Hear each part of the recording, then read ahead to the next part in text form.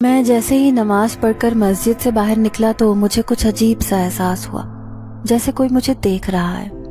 میں نے چونک کر ادھر ادھر دیکھا، مگر دور دور تک صرف کھیت اور درخت ہی دکھائی دے رہے تھے۔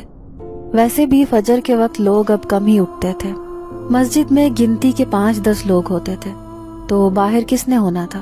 یہی سوچ کر میں واپس چلنے لگا اور اپنے دھیان میں مگن ہو گیا۔ میرا گھر مسجد سے 5 منٹ کی دوری پر تھا۔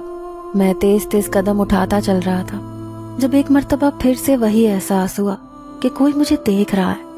میں پھر رکا، اس بار بھی کوئی نہیں تھا۔ گھر بس 1-2 گلیاں چھوڑ کر ہی رہ گیا تھا۔ میں پہلے سے بھی زیادہ تیز چلنے لگا۔ اس مرتبہ جیسے جیسے میں قدم اٹھا رہا تھا، یہ احساس بڑھتا ہی چلا جا رہا تھا کہ کوئی مجھے مسلسل دیکھ رہا ہے۔ اب اس دفعہ میں نے اس شخص یا اس نظر کو ڈھونڈنے کا بالکل بھی تکلف نہیں کیا۔ گھر پہنچا تو سیدھا جا کر لحاف میں لیٹ گیا۔ صرف مسجد سے گھر آنے کے راستے کے درمیان میں ہی میرے سر میں درد کے دھماکے ہونے لگے۔ میں کبھی اس طرح فجر کے بعد چارپائی پر نہیں لیٹا تھا۔ بھینسوں کا چارہ وغیرہ بنانے لگتا تھا اور اس طرح کے 100 کام نکل آتے تھے۔ اماں نے جب مجھے یوں دیکھا تو پریشانی سے میرے پاس چلی گئیں۔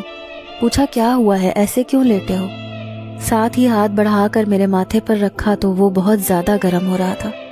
اس وقت انہوں نے مزید کچھ بھی کہے بغیر مجھ پر نظر بد کا دم کرنا شروع کر دیا، مگر جیسے جیسے وہ دم کرتی جا رہی تھیں ان کی آنکھوں سے اسی رفتار میں پانی بہنے لگا، ساتھ ہی جمائی پر جمائی آنے لگی۔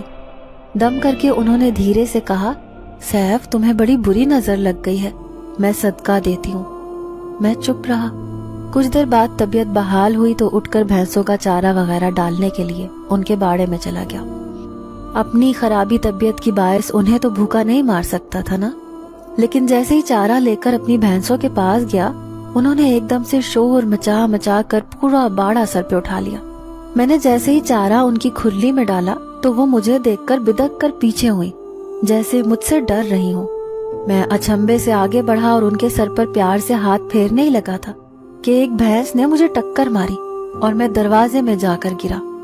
وہ سب بے قابو ہوئی جا رہی تھی، جیسے کچھ انہونا دیکھ لیا ہو۔ یہ شور شرابہ سن کر اماں آئیں تو مجھے گرے پڑے دیکھا، پھر کچھ سوچتے ہوئے مجھے وہاں سے بھیج کر خود ہی چارہ وغیرہ ڈال دیا۔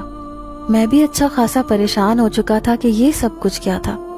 میں 20 سال کا ہو گیا تھا مگر آج تک ایسا نہیں ہوا تھا کہ کسی بھینس نے مجھے مارا ہو یا مجھ سے ڈر کر پیچھے ہوئی ہو۔ ان بھینسوں کا کام ہمیشہ سے میں اکیلا ہی کرتا تھا، پر ابھی جو کچھ دیر پہلے ہوا وہ مجھے بہت زیادہ حیران کر رہا تھا۔ اماں چارہ ڈال کر آئیں تو میں نے ان سے پوچھا کہ ایسا کیوں ہوا، تو وہ مسکرا کر بولی، پریشان نہیں ہو بیٹا، یہ جو جانور ہوتے ہیں نا، اللہ انہیں ایک الگ نظر دے رکھی ہوتی ہے۔ ابھی کچھ دیر پہلے میں نے نظر بد کا دم کیا تھا تم پر، جس سے مکمل طور پر نظر نہیں اتری، بس ان بھینسوں نے تمہارے اوپر موجود نظر کو پرکھ لیا، تبھی بدکتی پھر رہی تھی۔ تم پریشان نہیں ہو، ٹھیک ہو جائیں گی۔ یہ بات میرے لیے بالکل نئی تھی، لیکن اماں نے کہا تھا تو میں نے سمجھ کر اس بات میں سر ہلا دیا۔ سارا دن بستر پر پڑے پڑے ہی گزر گیا۔ جب شام کے چارے پانی کے لیے میں باڑے میں گیا تو میرا پورا جسم کانپنے لگا۔ ہماری 2 بھینسیں تھیں، ان میں سے ایک میری آنکھوں کے سامنے مری پڑی تھی۔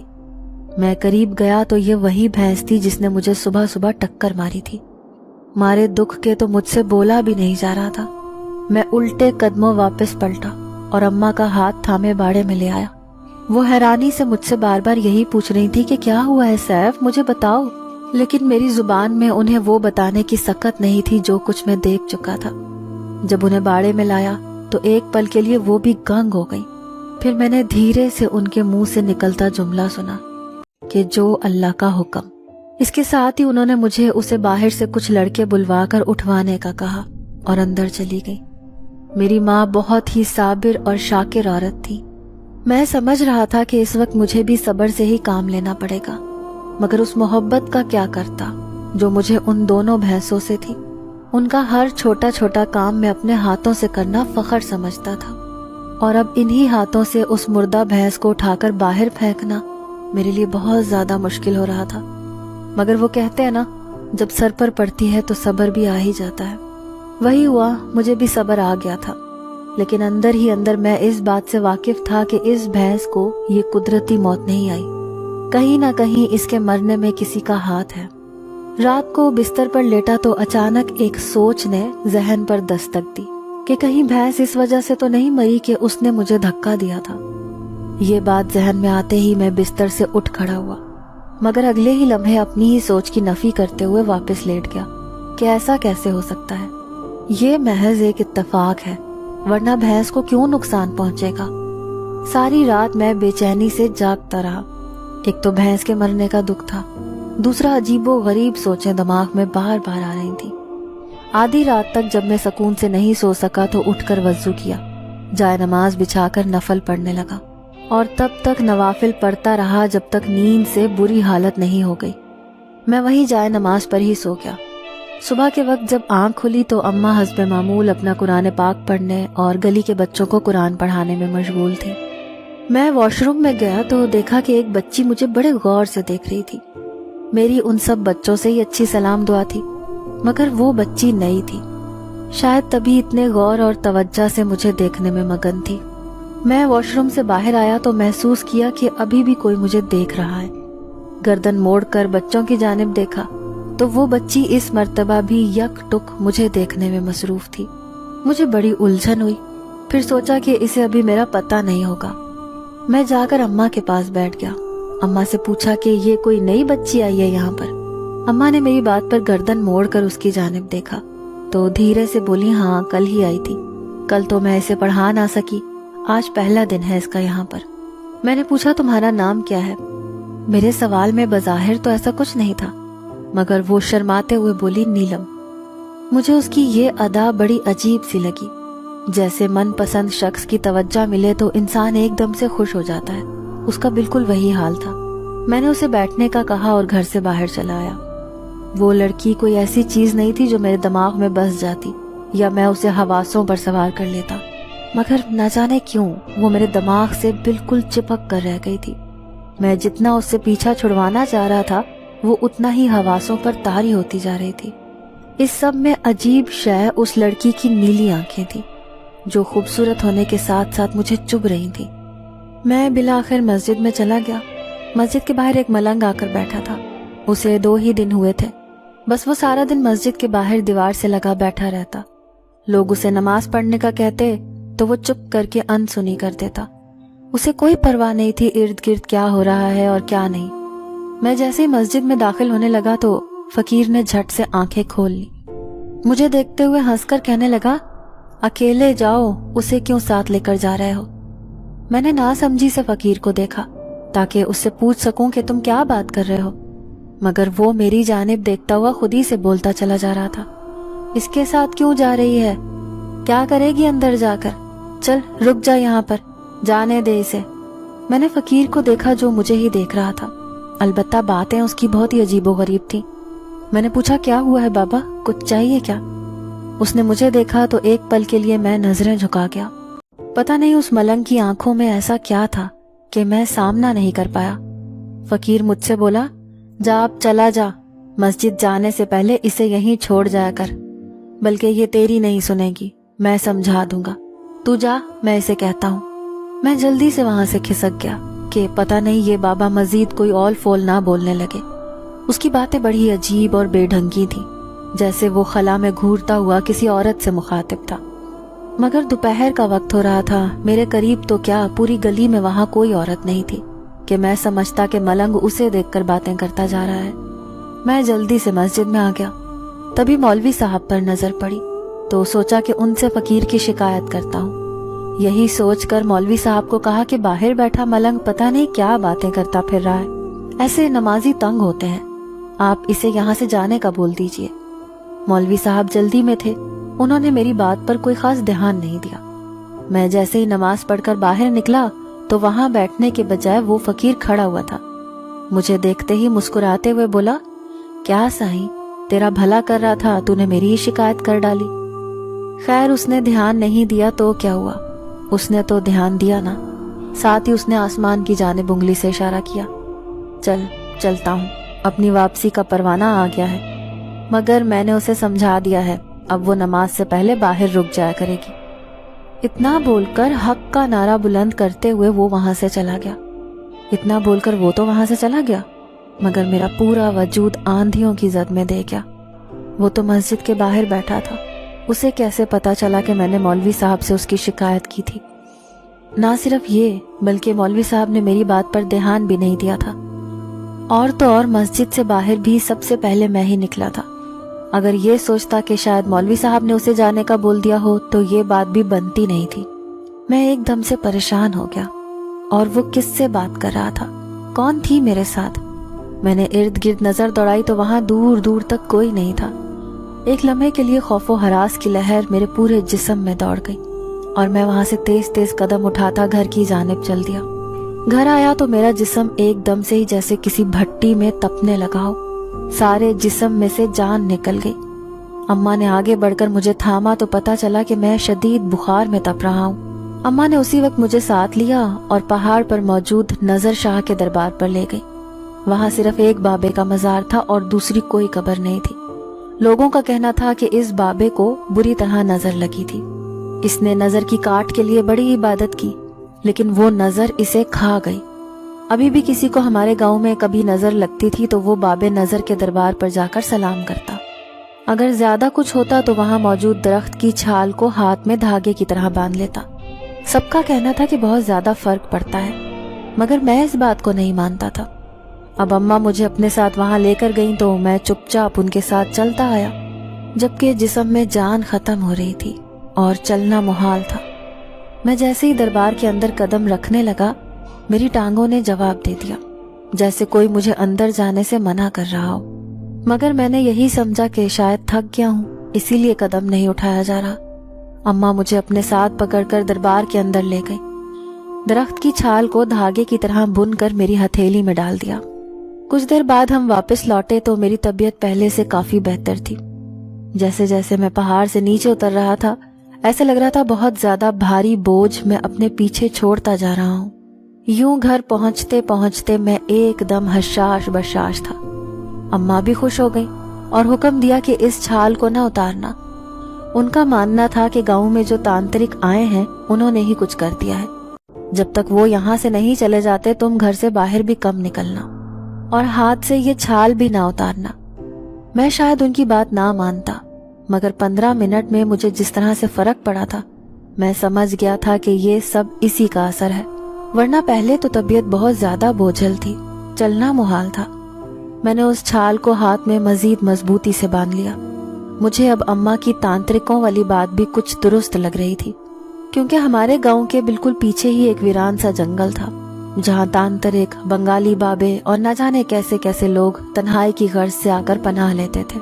کچھ شیطان جو اپنا مذہب چھوڑ کر تانترک بن جاتے تھے اور کالے جادو کی مشقیں کرتے تھے، ان سے بہت زیادہ خطرہ رہتا تھا، کیونکہ وہ نئی نئی مشقیں سیکھ کر جب جنگل سے باہر نکلتے تو ہر نظر آنے والے پر اپنا کوئی نہ کوئی وار چلا دیتے تھے، جس کا مقصد یہی ہوتا تھا کہ آیا ان کا عمل کامیاب رہے گا یا نہیں۔ باقی پورا دن میں گھر میں ہی بند رہا، باہر نہیں نکلا۔ اچانک سے میری نظر اپنی بھینس پر پڑی تو وہ بھی مجھے کچھ بیمار دکھائی دی۔ ظاہری بات ہے جب اس کی سہیلی ہی نہیں رہی تھی تو اس نے خاک ٹھیک ہونا تھا۔ میرا دل چاہا کہ کیوں نہ ایک اور بھینس خرید لی جائے۔ ویسے بھی جب سے وہ پہلی والی بھینس مری تھی دودھ بھی کم ہو گیا تھا۔ ہمارا تو گھرانہ ہی دودھ بیچنے پر چلتا تھا، لیکن بات پیسوں کی تھی، وہ کہاں سے لاتا؟ یہی سوچتے سوچتے میں سو گیا۔ صبح فجر بھی گھر میں ہی ادا کی اور پھر وہیں بیٹھ کر مسواک کرنے لگا۔ اتنی دیر میں بچے آنا شروع ہو گئے۔ میں دروازے کے بالکل سامنے ہی بیٹھا تھا جب اچانک سے میری نظر اس نئی لڑکی نیلم پر پڑی۔ وہ جیسے ہی دروازے سے اندر داخل ہوئی اس نے بھی مجھے دیکھا، لیکن آج اس کے دیکھنے میں غصہ تھا، بہت شدید غصہ۔ میں اسے ابھی دیکھ ہی رہا تھا جب اچانک سے میرے سر میں شدید درد شروع ہو گیا۔ میں وہاں سے اٹھ کر اماں کے پاس آ گیا۔ وہ چائے بنا چکی تھی سو ایک پیالی میں ان کے لیے چائے نکالی، دوسری پیالی خود تھام کر اماں کے پاس تخت پر جا بیٹھا۔ میرے بیٹھتے ہی نیلم کی سبق سنانے کی باری آئی۔ اماں نے اسے اپنے پاس بلایا تو وہ اپنی جگہ پر ہی بیٹھی رہی، وہاں سے نہیں ہلی۔ اماں نے 2-3 مرتبہ بلایا تو اس نے نفی میں سر ہلا دیا۔ اس کا یہ عجیب سا رویہ ہم دونوں کی سمجھ سے باہر تھا کہ وہ آ کیوں نہیں رہی۔ بالآخر اماں خود ہی اس جگہ پر گئیں تو اس نے آرام سے سبق سنا دیا۔ جب تک میں باقی بچوں سے باتیں کرتا رہا، मगर मैं अच्छे से महसूस कर सकता था कि नीलम पूरा वक्त मुझे ही देखती रही, जैसे वो मुझसे नाराज हो और अपनी नाराजगी का इजहार भी सही से ना कर पा रही हो। बस नजरों ही नजरों में मुझे बता देना चाहती हो। उस लड़की की उम्र कोई 7-8 साल होगी, मगर उसका देखना, चलना फिरना, बातें करना, अदाएं बिल्कुल नौजवान औरतों की मानंद थी। उसे देखकर न जाने मुझे ऐसा क्यों महसूस होता था कि एक नौजवान लड़की को किसी ने बच्ची में ढाल दिया हो। अम्मा नाश्ता बनाने उठ गई तो बाकी बच्चे सबक याद करने लगे। जो लड़कियां थी वो अक्सर ही घर के कामों में अम्मा का हाथ बटा दिया करती थी। नीलम अभी नई आई थी तो वो कोई काम भी नहीं कर रही थी। आराम से सुपारा बंद करके अपनी जगह पर बैठी मुझे नाराजगी से देखने में मगन थी। जब अम्मा ने उसे पुकारा तो वो जल्दी से उनके पास भाग गई। अम्मा ने रोटी वाली चिंगेर उसे पकड़ाई और कहा कि जाकर सैफ भाई को देकर आओ। उसने जितनी फुर्ती से वो चिंगेर पकड़ी थी वैसे ही जल्दी से नीचे रख दी। उसकी शक्ल से साफ जाहिर था कि वो डरी हुई है। अम्मा ने हैरानी से पूछा, बच्चे क्या हुआ, खैरियत तो है? बस जाकर भाई को नाश्ता ही देना है और कुछ नहीं करना। मुझसे उठा नहीं जाएगा, जोड़ दुखते हैं। एक मर्तबा उठ जाऊं तो 100 मर्तबा बैठने के लिए सोचना पड़ता है। जाओ जल्दी से पकड़ाकर अपनी जगह पर बैठ जाओ। उसने चारों नाचार वो चिंगेर उठा ली। मेरी जानिब धीरे धीरे बढ़ने लगी, जैसे एक एक कदम के लिए उसे 100 मर्तबा सोचना पड़ रहा हो। फिर उसने जैसे फैसला कुन अंदाज में मेरी जानिब देखा और जल्दी से कदम उठाते हुए चिंगेर मेरे पास तख्त पर रखने लगी। मगर चूंकि मेरा पूरा ध्यान उसमें था तो उसकी चिंगेर रखने से पहले ही मैंने हाथ बढ़ाकर थाम ली। जैसे ही मैंने चिंगेर को पकड़ा वो हल्का सा चीखी थी और वैसे ही उसे झटके से छोड़कर खुले दरवाजे से बाहर भाग गई, जबकि पीछे मेरे और अम्मा के अलावा बाकी सब बच्चे भी उसे हैरानी से भागता हुआ देख रहे थे। मैंने अम्मा की तरफ सवालिया निगाहों से देखा तो उन्होंने कंधे उचका दिए। ये सब 2 मिनट के लिए था। इसके बाद बाकी सब अपने अपने कामों में मसरूफ हो गए। मैंने रोटी का निवाला लिया तो वो भी कड़वी सी थी। अम्मा कुछ बुरा ना समझे इसीलिए 2-4 नवाले खाकर बाकी रोटी छत पर अम्मा से छुपकर फेंक दी। उस रोज भी पूरे वक्त में नीलम ही हवासों पर सवार रही। उसकी बड़ी बड़ी नीली आंखें जो मुझे खफगी से देख रही थी, बल्कि शिकायत कर रही थी। मैंने बाकी नमाजें भी घर पर पढ़ी। शाम में जाकर कहीं बाहर निकला तो देखा एक पहाड़ी पर से नीलम कुछ लकड़ियां चुन रही है। मैं बगैर कुछ सोचे समझे उसके ऐन सामने जाकर खड़ा हो गया। उसने मुझे नहीं देखा था, जिस पर मुझे यकीन था कि वो डरेगी। अगर ऐसा ना हुआ तो चौंकेगी तो जरूर। वो जैसे ही झुककर सीधी हुई उसने सामने मुझे खड़े देखा, मगर ना वो डरी ना ही चौंकी, जैसे वो मेरी मौजूदगी के मुतालिक बाखबर थी। इस बात पर मुझे हैरत भी हुई, मगर मैं अपनी हैरत को छुपाते हुए बोला, तुम लोग कहाँ से आए हो? मैं उस बच्ची से बात करना चाहता था जो मुझे बड़ी मशकूक सी लग रही थी। उसने एक नजर मुझे देखा, फिर दूसरी अपनी बोरी पर डाली जिसमें वो चुन चुन कर लकड़ियां रख रही थी। मर्जी से नहीं आई, लाई गई हूँ, उसने बेनियाजी से जवाब दिया। मैं उसके अंदाज पर चौंक गया। वो बच्चों का सा अंदाज तो बिल्कुल भी नहीं था। ऊपर से बोलने का तरीका, ठहर ठहर कर एक एक लफ्ज बोलना, बच्चे तो बिल्कुल भी ऐसा नहीं करते। क्या मतलब, तुम यहाँ पहाड़ों में आकर रहना नहीं चाहती थी? तुम्हें ये वादी खूबसूरत नहीं लग रही क्या? मैंने बज़ाहिर हैरत से पूछा, जबकि अंदर ही अंदर मैं अच्छा खासा उलझ चुका था। पहले यहाँ रहने का दिल नहीं चाहता था, मगर अब चाहने लगा है। ये कहते हुए उसने बड़े गौर से मुझे देखा, जैसे आंखों ही आंखों में बहुत कुछ समझाना चाह रही हो। उसकी आंखों में बहते जज्बात की लहरें देखकर मैं गड़बड़ा गया, मगर ये सोचकर नजरअंदाज कर दिया कि मुझे ही वहम हो रहा है। अच्छा, तो पढ़ती हो तुम? बात को बदलने की खातिर मैंने पूछा, तो वो नफी में सर हिलाकर बोली, नहीं, मगर अब पढ़ना चाहती हूँ, वो सब कुछ जो आप लोग पढ़ते हैं। क्या मतलब है तुम्हारा? मैंने हैरानी से उसकी जानिब देखा। अब की मर्तबा उसकी आंखों में उदासी थी। वो धीरे से बोली, अम्मा जी ने नहीं बताया आपको? वो भी हैरान हुई थी।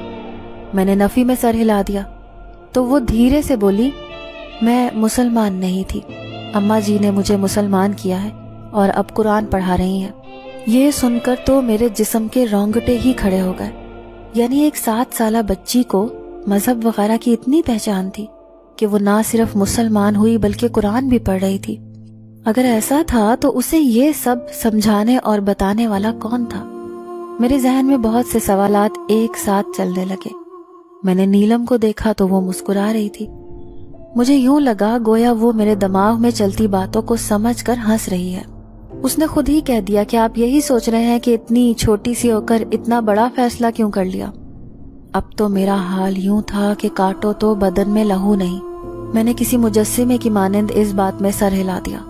میرا پورا جسم کان بن چکا تھا تاکہ میں نیلم کی ہر بات بڑے غور سے سن سکوں۔ میں ہندو تھی۔ میرے والدین مجھ پر بڑا ظلم کرتے تھے۔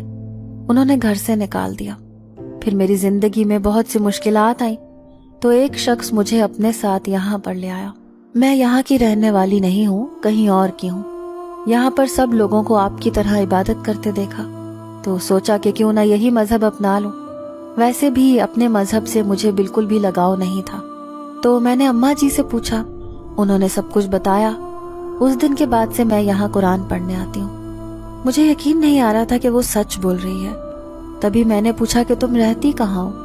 اس بات پر وہ چند لمحے چپ رہی تو میں نے سوال بدل کر پوچھا، تم یہاں آئی کس کے ساتھ ہو؟ وہ اب بھی چپ رہی اور اپنی بوری اٹھا کر وہاں سے جانے لگی تو میں بے ساختہ اسے پکار بیٹھا اور کہا، رکو، یہ بھاری ہوگی، میں تمہیں گھر تک چھوڑ آتا ہوں۔ یہ کہتے ہی جیسے ہی میں بوری اٹھانے نیچے جھکا تو میں نے غور کیا اس کا دایاں ہاتھ اور بازو مکمل طور پر سیاہ ہو چکے تھے اور وہ اسی ہاتھ سے بوری کو تھامے ہوئے تھی۔ اسے گھر چھوڑنے کا یہی مقصد تھا تاکہ میں اس کا ٹھکانہ جان سکوں، مگر اس کا بازو یوں سیاہ دیکھ کر افسوس سے پوچھا کہ یہاں کیا ہوا ہے؟ وہ مجھے بے ساختہ دیکھے جا رہی تھی۔ جب میں نے اس سے بازو کے متعلق پوچھا تو وہ ہوش میں آئی، پھر جلدی سے دوپٹے کے نیچے اپنا بازو چھپا کر وہاں سے بھاگ گئی، جبکہ جاتے ہوئے اپنی بوری وہیں پر چھوڑ گئی۔ میں نے اسے چند لمحے بڑے غور سے دیکھا۔ وہ بڑی پھرتی سے پہاڑی سے نیچے اترتی جا رہی تھی۔ میں نے سوچا کہ کیوں نہ اس کا پیچھا کر کے اس کا ٹھکانہ معلوم کیا جائے۔ یہی سوچ کر میں بھی تیز قدموں سے اس کے پیچھے نیچے اترا، مگر وہ تب تک غائب ہو چکی تھی۔ میں نے اچھے سے ارد گرد نگاہیں دوڑائیں، مگر وہ مجھے دور دور تک دکھائی نہیں دی۔ ایسا تو بالکل بھی ممکن نہیں تھا کہ اتنی جلدی وہ میری نظروں سے اوجھل ہو سکے۔ پھر کہاں گئی؟ اسی ششو پنج میں دوبارہ میں اوپر آیا اور اس کی لکڑیوں والی بوری کھینچ کر اپنے گھر لے گیا۔ اماں نے پوچھا کہ یہ کہاں سے لائے ہو؟ تو انہیں بتایا کہ نیلم وہاں چن رہی تھی، پھر اچانک ہی بھاگ گئی تو میں یہاں لے آیا، کل آپ اسے دے دیجیے گا۔ ساتھ ہی میں نے وہ سوال بھی کر ڈالا جو میرے دل میں مچل رہا تھا۔ میں نے اماں سے پوچھا کہ کیا وہ مسلمان نہیں ہے؟ اماں ایک لمحے کو چپ ہوئی، پھر دھیرے سے بولی کہ مسلمان پہلے نہیں تھی مگر اب ہو چکی ہے۔ میں نے مزید کریدتے ہوئے پوچھا کہ کوئی اس کے گھر بار کا پتہ ہے؟ اماں نے نفی میں سر ہلایا، کہا کہ نہیں، کچھ بھی نہیں۔ وہ یہاں دروازے کے باہر کھڑی تھی، بڑی اجڑی پجڑی حالت میں۔ میں نے اسے اندر بلایا تو وہ سہمی سہمی سی اندر آ گئی، مگر پانی نہیں پیا۔ میں نے وجہ پوچھی تو کہنے لگی، میں ہندو ہوں اور مسلمان ہندوؤں کا جھوٹا برتن استعمال نہیں کرتے، آپ میرے ہاتھ پر پانی ڈال دیں۔ میں اس کی بات سن کر چونک گئی، پھر اس کے کہنے کے مطابق اسے پانی پلایا تو وہ خود ہی بول اٹھی کہ مجھے مسلمان ہونا ہے۔ میں نے پوچھا کہ کیوں، کوئی وجہ ہے؟ اس نے اس بات میں سر ہلایا، بولی کہ مجھے اب یہیں پر رہنا ہے اور مجھے مسلمان اچھے لگتے ہیں، آپ مجھے کر دیں مسلمان۔ بس پھر اس دن کے بعد سے روز آ جاتی ہے پڑھنے۔ باقی ہمیں اس کے گھر بار سے کیا لینا دینا؟ اللہ نے اتنی بڑی سعادت دی کہ میں ایک بچی کو مسلمان کر سکی، اس سے بڑھ کر کیا بچتا ہے پیچھے جو میں کھوج لگاتی پھروں۔ میں وہاں سے چپ چاپ اٹھایا۔ اگلے روز نیلم نہیں آئی اور مجھے اپنا وجود ایک دم خالی خالی سا لگنے لگا۔ پتہ نہیں کیوں میں سارا دن اس کے انتظار میں بے چین رہا، خود کو یہ سمجھاتا رہا کہ وہ اب آئے گی، آتی ہوگی، راستے میں ہوگی، مگر وہ پورا دن نہیں آئی اور میں پورا دن بے کل رہا۔ شام کو مجھے کسی کام سے دوسری وادی میں جانا پڑ گیا۔ گھر سے نکلا تو دیکھا کہ وہ کل والی جگہ پر بیٹھی ہوئی تھی۔ میرے قدم خود بخود پہاڑی کی جانب مڑ گئے۔ وہ بھی مجھے دیکھ کر ایسے خوش ہوئی جیسے امید تھی کہ میں یہاں پر ضرور آؤں گا۔ میں نے جاتے ہی یہ سوال کیا کہ آج کیوں نہیں آئی تم؟ اس نے میرے سوال کا جواب ہاتھ اٹھا کر دیا، جس میں موتیوں سے بنی بڑی خوبصورت سی چوڑی تھی، لیکن اس کا رنگ کالا تھا۔ یہ بناتی رہی۔ میں نے حیرانی سے ایک نظر چوڑی کو دیکھا، پھر ایک نظر اسے، تو وہ دھیرے سے بولی، آپ کے لیے بنائی تھی۔ یہ مجھے اچھی نہیں لگتی آپ کے ہاتھوں میں، یہ اتار کر چوڑی پہن لیں۔ اس نے بڑی فرمائش سے آنکھیں مٹکاتے ہوئے کہا تو مجھے ایسے لگا میرا دل رفتہ رفتہ پگھل رہا ہو۔ جیسے جیسے میں اس کی آنکھوں میں دیکھتا جا رہا تھا میرے ہوش و حواس سلب ہوتے جا رہے تھے۔ میں نے اپنی نگاہوں کا زاویہ موڑنا چاہا، مگر نیلم کی آنکھیں میری آنکھوں کو مکمل طور پر اپنی گرفت میں لیے ہوئے تھی۔ میں چاہ کر بھی ان سے کترا نہ سکا۔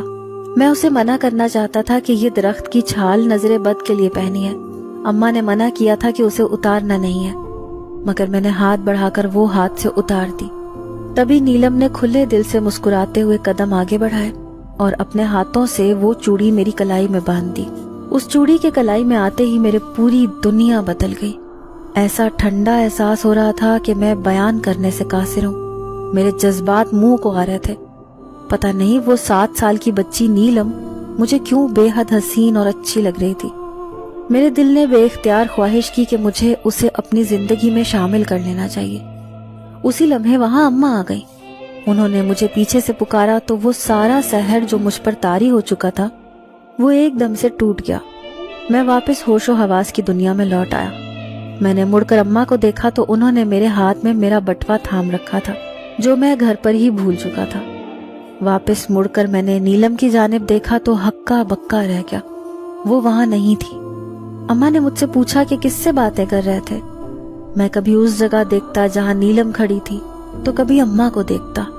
میں نے چوڑی والا ہاتھ آگے کرتے ہوئے کہا وہ نیلم تھی یہاں پر ابھی، لگتا ہے آپ سے ڈر کر بھاگ گئی ہے۔ اس نے مجھے یہ چوڑی دی، کہہ رہی تھی کہ وہ عجیب سی چھال آپ کے ہاتھ میں بالکل اچھی نہیں لگ رہی۔ اماں نے نیچے دیکھا تو وہاں پر کوئی چھال نہیں تھی جو میں کہتا کہ ابھی ہاتھ سے اتاری ہے۔ اماں نے ایک نظر چوڑی کو دیکھا، پھر میری کلائی تھام کر بولی سیف تمہیں منع کیا تھا نا کہ وہ نہیں اتارنا، دیکھو ہاتھ کیسے گرم ہو رہا ہے تمہارا، چلو دوبارہ سے میں تمہیں دربار پر لے کر چلوں۔ جیسے ہی اماں نے یہ بات کی میرا گلا پکڑا گیا اور میں بے بری طرح سے تڑپنے لگا۔ وہ ارد گرد سے کچھ لوگوں کو بلا لیں، ان کی مدد سے مجھے گھر پہنچایا۔ گھر جا کر میں بالکل ٹھیک ہو گیا۔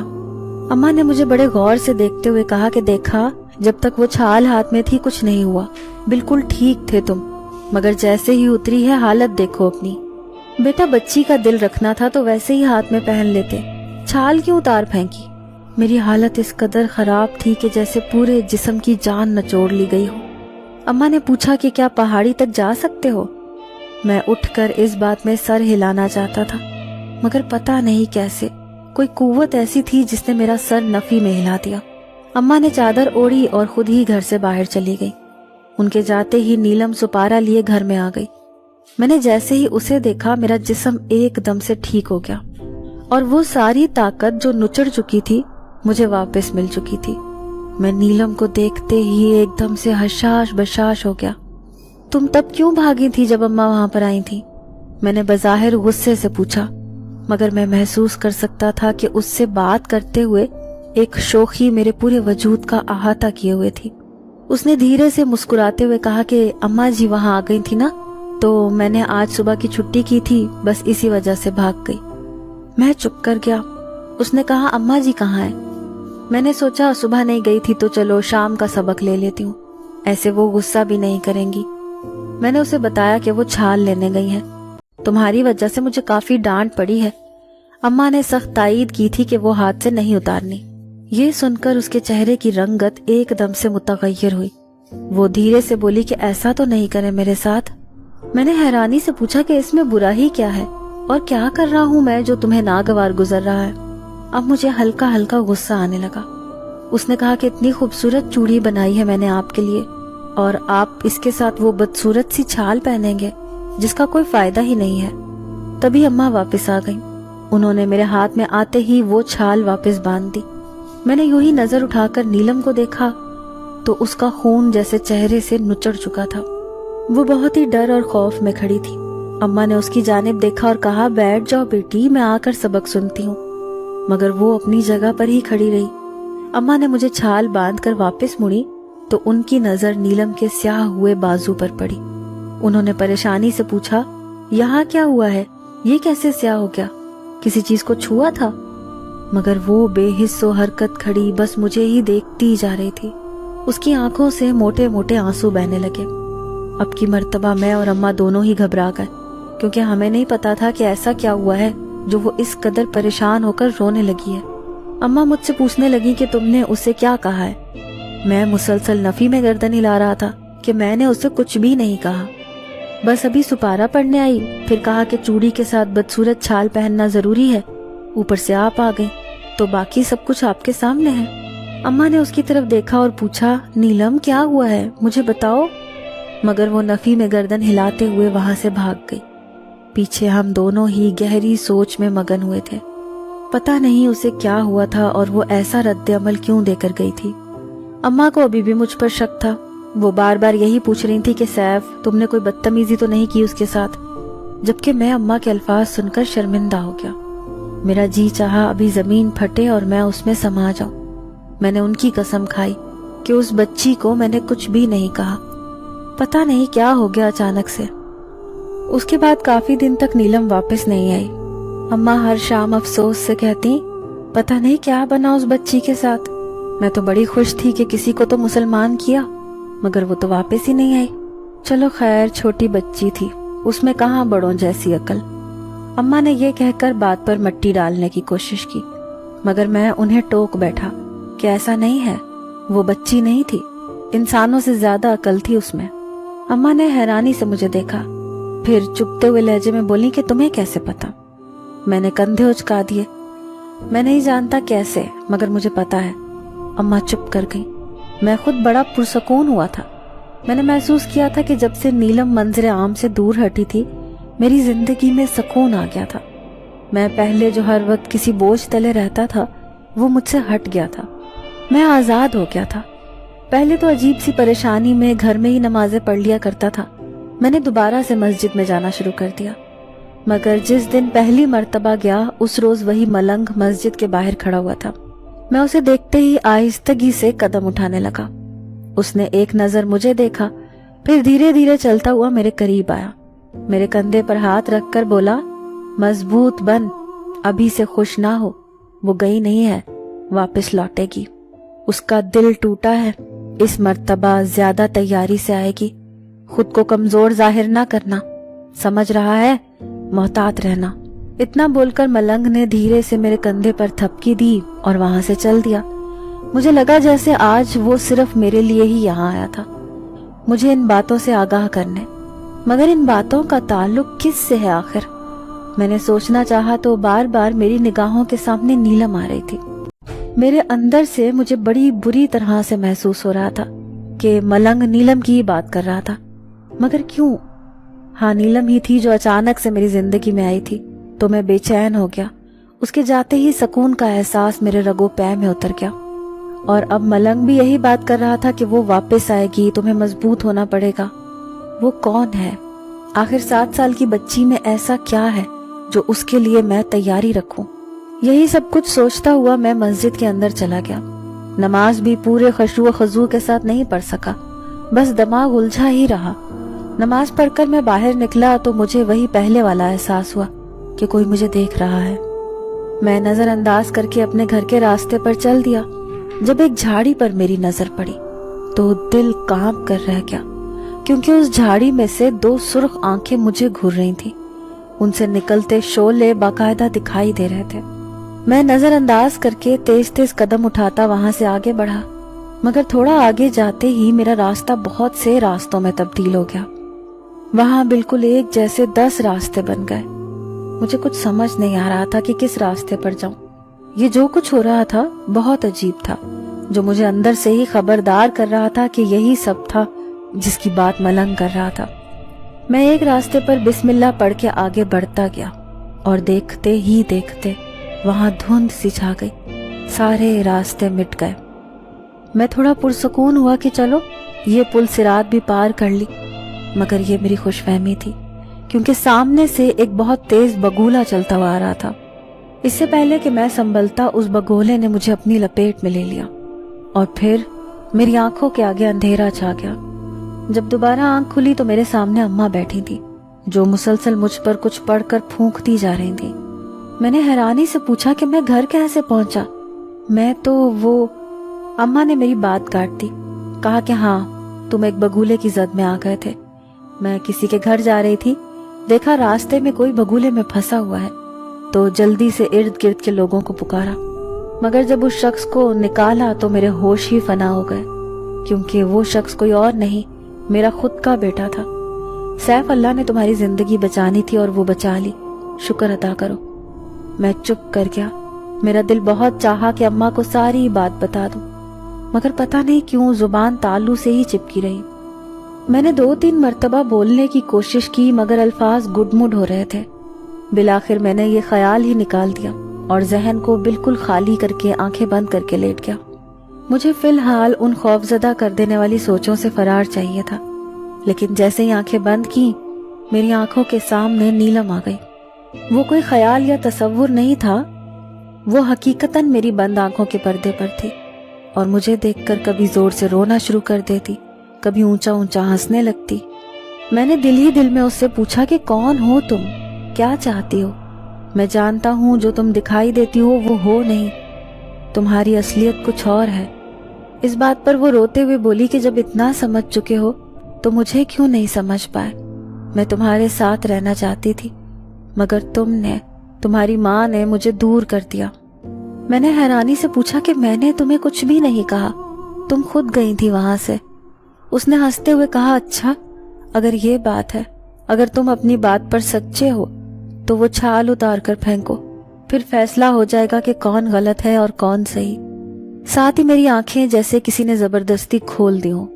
میں نے ایک نظر اپنے ہاتھ پر بندھی چھال کو دیکھا تو ایک جھٹکے سے میں نے اسے اتار کر دور پھینک دیا, کیونکہ میں تھک گیا تھا اس بھول بھلائیے سے. میں حقیقت جاننا چاہتا تھا, مگر یہ بھی جانتا تھا کہ جب تک یہ چھال میرے پاس رہے گی میں حقیقت سے واقف نہیں ہو سکتا. یہ بھی مجھے کسی نے نہیں بتایا, لیکن یہ سب باتیں میں اندر ہی اندر جانتا تھا, جیسے کسی نے میرے دل میں انڈیل دی ہوں. جیسے میں نے وہ چھال اتاری کمرے میں ہوا کے جھونکے آنے لگے. اماں بھاگ کر میرے پاس آئیں, پوچھا کہ یہ سب کیا ہو رہا ہے. میں نے اماں سے کہا, اماں آج میں ساری پہیلیاں سلجھا کر رہوں گا, بس آپ درمیان میں نہ آئیے گا. ہوا کا زور بڑھتا جا رہا تھا, وہ بالکل دیوار سے لگ کر کھڑی ہو گئی. اچانک دھماکے سے باہر کا دروازہ کھلا اور ہم دونوں نے دیکھا دروازے سے نیلم خراما چلتی ہوئی ہمارے گھر میں آ رہی تھی. اسے دیکھ کر میری آنکھوں میں خون اتر آیا. میں اس کی جانب بڑھنے لگا, مگر کسی اندیکھی طاقت نے میرے ہاتھ پاؤں زنجیر کر دیے. میں نے چیخ کر کہا, کون ہو تم اور ہم سے کیا چاہتی ہو؟ اتنا پوچھنے کی دیر تھی کہ اس کا قد بڑھنے لگا اور وہ بچی سے ایک خوبصورت نوجوان لڑکی میں تبدیل ہو گئی. مگر کچھ کہنے کے بجائے وہ دیوار سے ٹیک لگا کر گھٹنوں میں منہ دے کر زور زور سے رونے لگی. میں بھی ہل نہیں پا رہا تھا. اماں دم سادے سارا کچھ دیکھنے میں مصروف تھی. میں نے اپنی آواز سخت کر کے پوچھا کہ کون ہو تم اور کیا چاہتی ہو؟ صاف صاف بتاؤ. اس بات پر اس نے جھٹکے سے سر اٹھایا, میری طرف کاٹ کھانے والی نگاہوں سے دیکھتے ہوئے بولی, مجھے تم چاہیے ہو, عشق کر بیٹھی ہوں تم سے. تمہاری خاطر میں نے کیا کچھ نہیں کیا, اور تم مجھے خود سے دور کرنے کی خاطر ایک درخت کی چھال کا سہارا لیتے رہے. میں اس کی بات سن کر کچھ لمحوں کے لیے تو سناٹوں میں چلا گیا. ایسا کچھ نہیں ہے, میں تمہیں نہیں جانتا, میرا اور میری ماں کا پیچھا چھوڑ دو اور چلی جاؤ یہاں سے. اس بات پر وہ جھٹکے سے اٹھی اور میرے بے حد قریب آ کر بولی, مجھے اس نے قید کیا تھا, اپنے ساتھ یہاں لایا تھا. تمہاری محبت, تمہارا عشق اس قدر زور آور تھا کہ مجھے اس کی قید سے نکال لایا. وہ تانترک اپنے برے کاموں کے لیے مجھے استعمال کرتا تھا. اس روز میں کسی برے کام کے لیے ہی اس وادی میں آئی تھی اور تمہیں درخت کے نیچے باجماعت نماز پڑھتے دیکھا. اسی پل سے میں تمہاری دیوانی ہو گئی. اگر تم اس روز مسجد میں ہوتے تو شاید یہ ممکن نہیں تھا, کیونکہ میں ہندو تھی. تمہیں اس طرح دیکھ کر میں اپنی پوری طاقت لگا کر اس تانترک کی قید سے آزاد ہو گئی اور تم پر حاوی ہو گئی. پھر اس روز اس ملنگ نے مجھے زبردستی تم سے الگ کر دیا, کہا کہ تم مسجد میں نہیں جا سکتی, تم بے دین ہو. پھر میں مسجد کے باہر تمہیں تنہا چھوڑ دیتی اور واپسی پر تمہارے ساتھ ہو لیتی. اس روز جب بھینس نے تمہیں ٹکر ماری تو میں نے اس کی جان لے لی, صرف تمہاری خاطر. تمہارے لیے بچی بن کر آئی, اسلام قبول کیا. مگر تمہاری ماں تمہیں نظر بد کی چھالیں پہناتی پھر رہی تھی۔ اس کے بعد سے میں تم سے جدا ہو گئی۔ تمہیں کھانا پکڑایا تو تمہارے ہاتھ میں وہ چھال موجود تھی۔ میرا بازو جل کر بیکار ہو گیا، مگر میں ہمت نہیں ہاری اور بڑی محنت سے تمہارے ہاتھ سے وہ چھال اتروانے میں کامیاب ہو پائی۔ مگر جب تم نے وہ پھر پہن لی تو مجھے شدید غصہ آیا۔ اس کے بعد میں نے سب کچھ چھوڑ دیا، تمہارا دین اور ہر طرح کی اچھائی۔ اب میں تم سے بدلہ بھی لوں گی، تم سے شادی بھی کروں گی، کیونکہ تم نے اپنے حفاظتی حصار کو ہاتھوں سے نکال کر خود مجھے دعوت دی ہے۔ اتنا بول کر وہ مجھ پر جھپٹ پڑی اور میں پل بھر میں اس سے پہلے کہ اپنے حواس کھوتا، اماں نے پیچھے سے کچھ پڑھ کر اس پر پھونک مار دی، جو اس کے لیے برداشت کرنا نہایت تکلیف دہ تھا۔ اس بات کا اندازہ اس کی خون خوار چیخ سے ہو رہا تھا۔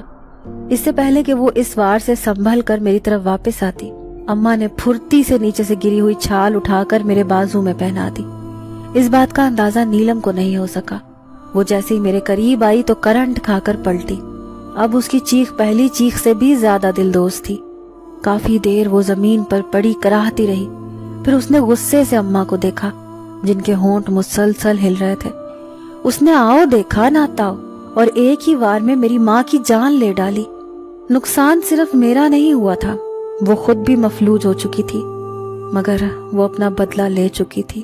اگلے چند لمحوں میں ہی وہ وہاں سے غائب ہو گئی، جبکہ میں اماں کے بے جان پڑے جسم کو حیرت سے تکنے میں مشغول تھا۔ اس قصے کو 6 سال ہو چکے ہیں۔ ان 6 سالوں میں وہ اکثر مجھے ڈراؤنے خواب میں آتی ہے۔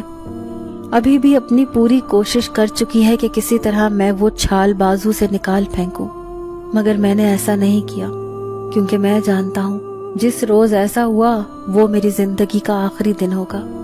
شاید میں ایسا کر بھی دیتا، لیکن پھر میری ماں کی قربانی رائے گاں جاتی، جو انہوں نے اپنی جان گنوا کر میرے ہاتھوں میں وہ چھال باندھی تھی۔ آج تک میں اکیلا ہوں، صرف نیلم کی وجہ سے۔ کبھی کبھار آپ کے عشق کا خمیازہ دوسروں کو بھی بھگتنا پڑتا ہے، جیسے میں بھگت رہا ہوں۔